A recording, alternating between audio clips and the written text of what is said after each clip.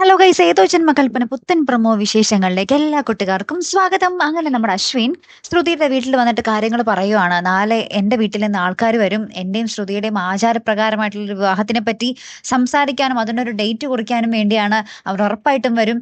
നിങ്ങളുടെ ഭാഗത്ത് നിന്ന് ഒരു തടസ്സവും ഉണ്ടാകരുത് എന്നൊക്കെ നമ്മുടെ അശ്വിൻ വന്ന് നമ്മുടെ ശ്രുതിയുടെ കയ്യും പിടിച്ചുകൊണ്ട് കേട്ടോ നമ്മുടെ അമ്മായിയോടും അമ്മയോടും പറയുന്നത്.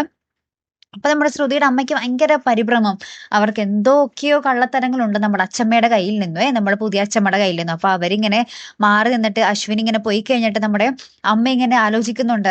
ഉറപ്പായിട്ടും നാളെ ആ ഒരു ചടങ്ങിന് അവർക്കൊപ്പം ആ അച്ചമ്മയും ഉണ്ടാകും. അവരെന്നെ കണ്ടാൽ ഉറപ്പായിട്ടും എന്നെ പിടികൂടും. പിന്നെ എന്തായിരിക്കും ഇവിടെ നടക്കാൻ പോകുന്നതെന്ന് ഒരു പിടിയില്ല എന്നൊക്കെ ഇങ്ങനെ നമ്മുടെ അമ്മ ഇങ്ങനെ മാറി നിന്ന് ചിന്തിക്കുന്നൊക്കെ ഉണ്ട്. അപ്പൊ നമ്മുടെ അമ്മായി ഇങ്ങനെ പെട്ടെന്ന് വന്നിട്ട് ചോദിക്കുന്നുണ്ട്, നിങ്ങൾക്ക് എന്ത് പറ്റി? ഇത് ഭയങ്കര ചിന്തയാണല്ലോ കുറച്ച് ദിവസമായിട്ട് എന്നൊക്കെ ഇങ്ങനെ പറയുന്നൊക്കെ ഉണ്ടേ.